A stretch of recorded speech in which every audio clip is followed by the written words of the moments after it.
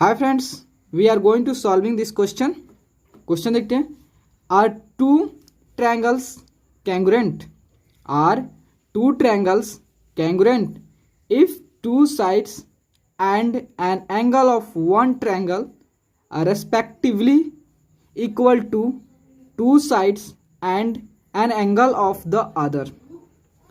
If not, then under what condition will they be congruent? ठीक है, question कह रहा है कि क्या दो ट्रायंगल्स होता है वह कैंगुरेंट हो सकते हैं यदि उसके दो साइड और एक एंगल उसके कॉरस्पॉन्डिंग ट्रायंगल के अगर इक्वल हो तो क्या दो ट्रायंगल कैंगुरेंट हो सकते हैं? अगर नहीं तो क्या कंडीशन होगा दो ट्रायंगल को कैंगुरेंट होने के लिए? ठीक है, तो देखो सबसे पहले हम क्या कर लेते हैं, दो ट्रायंगल ड्रॉ कर लेते हैं। ठीक है, यह हमारा क्या है, ट्रायंगल। ठीक है, ये सपोज हम लेते हैं हमारा ए है, बी है, सी है। एक दूसरा ट्रायंगल लेते हैं, यह हमारा क्या हो गया, पी हो गया, क्यू हो गया और आर हो गया। ठीक है, तो देखो अब हम लेते हैं यह कितना, आपको इसको ले लेते हैं हम 30 डिग्री। ठीक है, 30 डिग्री हो गया, इससे भी 30 डिग्री ले लेते हैं। ठीक है, और इसे ले रहे हैं बी सी को, बी ए को 4 सेंटीमीटर और इसे भी 4 सेंटीमीटर। आपको टू साइड बोला है और इसे हम 5 सेंटीमीटर ले रहे हैं और इसे हम 5 सेंटीमीटर ले रहे हैं। देखो अब समझो कि मान लो कि आपका B A equal to 4 centimetre जो corresponding triangle P Q R triangle के साइड क्यू पी के इक्वल है and B C equal 5 centimetre जो कि क्यू आर के इक्वल है और एंगल सी जो होता है एंगल आर के कैंगुरेंट है, आपको इसके सिमिलर इक्वल है। ठीक है, तो क्या ट्रायंगल ए बी सी जो होता है ट्रायंगल पी क्यू आर कैंगुरेंट है?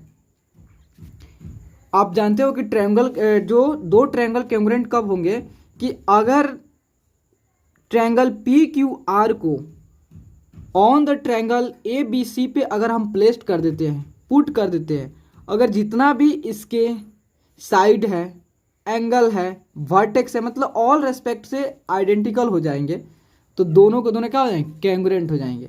लेकिन इसमें कुछ कंडीशन दिए तो दो ट्रायंगल कब कैंगुरेंट होते हैं, लेकिन यहाँ पे है आपका एस एक साइड, दूसरा और एक एस और ए। ठीक है, क्या आपने ऐसा कभी पढ़ा है कि दो ट्रायंगल के मतलब जो है दो साइड और एक एंगल जो होता है अगर इक्वल हो जाए कॉरस्पॉन्डिंग ट्रायंगल के तो क्या दो ट्रायंगल कैंगुरेंट होंगे? नहीं, ऐसा हमने कभी कंडीशन नहीं पढ़ा।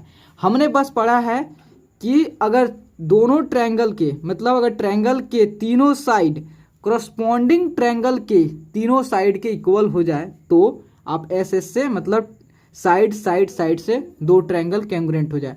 मतलब कहने का मतलब अगर ये 4 सेंटीमीटर तो ये भी 4 सेंटीमीटर, ये 5 सेंटीमीटर और 5 सेंटीमीटर। सपोज अगर ये 3 सेंटीमीटर, अगर ये भी 3 सेंटीमीटर हो जाते हैं देन हम कह सकते हैं कि ट्रायंगल ए बी सी जो है ट्रायंगल पी क्यू आर के कैंगुरेंट है। लेकिन हमको जो होता है आपको ए सी साइड और पी क्यू आर के बारे में किसी प्रकार का इंफॉर्मेशन नहीं दिया है। तो नहीं दिया तो ये डिफरेंट माने कि दोनों साइड डिफरेंट है तो हमारा ऐसे कोई नहीं हो सकता। तो जब भी होगा कि अगर आपका ए सी जो होता है अगर सपोज मान लो ए सी इक्वल टू पी क्यू हो जाए, पी आर हो जाए, अगर मान लो ए सी इक्वल टू पी आर हो जाए तब आप कह दोगे कि यह कैंगुरेंट है। ठीक है, ये किससे, एस से। ठीक है, और दूसरा कंडीशन एक और आपने पढ़ा है एस ए एस। ठीक है, तो देखो यह आप मान लो कि आपका यह साइड है, यह साइड इस साइड के इक्वल है, यह साइड इसके इक्वल है।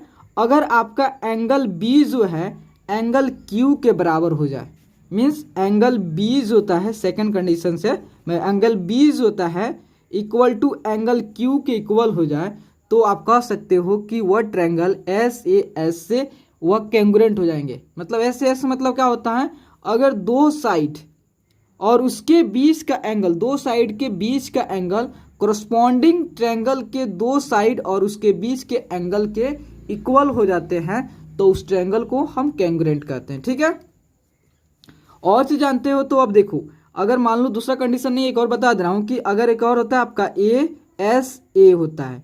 ठीक है, अगर दो एंगल के बीच में, अगर मान लो यह एंगल इक्वल होता इस एंगल के, और यह एंगल जो है एंगल सी जो होता है एंगल आर के इक्वल है, और ये साइड जो था इक्वल है ही, तो आपका ए एस ए से कैंग्रुएंट हो जाता है। ठीक है, ये आपका थर्ड कंडीशन में बता रहा हूं कि अगर आपका एंगल बी जो है एंगल क्यू के इक्वल होता, एंगल सी जो है एंगल आर के इक्वल होता, और जो साइड बी सी जो था अगर इक्वल होता आपका क्यू आर के, तो कह सकते थे कि ट्रायंगल ए बी सी जो था है पी क्यू आर के कैंग्रुएंट होता। और सारा चीज़ आपके है आर एच एस से है, एक और होता आपका ए एस से है, एक और आर एच एस, लेकिन इतना आप जरूरत नहीं है। बस हम देख रहे हैं कि यहाँ पे जो था ऐसा कोई कंडीशन नहीं होता है कि किसी ट्रायंगल का दो साइड और एक एंगल कोरस्पॉन्डिंग ट्रायंगल के दो साइड और एक एंगल के इक्वल हो जाता है तो वह ट्रायंगल कैंग्रुएंट नहीं होता है। इससे आपने पहले से जानते हो, ये आपका ही कंडीशन, इतना ही कंडीशन होता है कि अगर यह कंडीशन फुलफिल होता है तो दो ट्रायंगल जो होता है या दो ट्रायंगल जो होता है आपका कैंग्रुएंट होंगे, अदरवाइज नहीं होंगे। ठीक है, तो ये क्या है, तो दोनों ट्रायंगल जो होता है यह आपका कैंग्रुएंट नहीं है। तो देखो अभी यहाँ पे क्या लिखोगे, इन ट्रायंगल, ये आप देखो कैंग्रुएंट नहीं है, ये ट्रायंगल कैंग्रुएंट नहीं है। कैंग्रुएंट होने के लिए क्या होना चाहिए, ये आपका सभी जो भी कंडीशन आपको मैंने समझाया यही फुलफिल होगा तब कैंग्रुएंट होगा। ठीक है, तो in triangle A B C, in triangle A B C and triangle P Q R, P Q R जो होता है तो टू कोरस्पॉन्डिंग साइड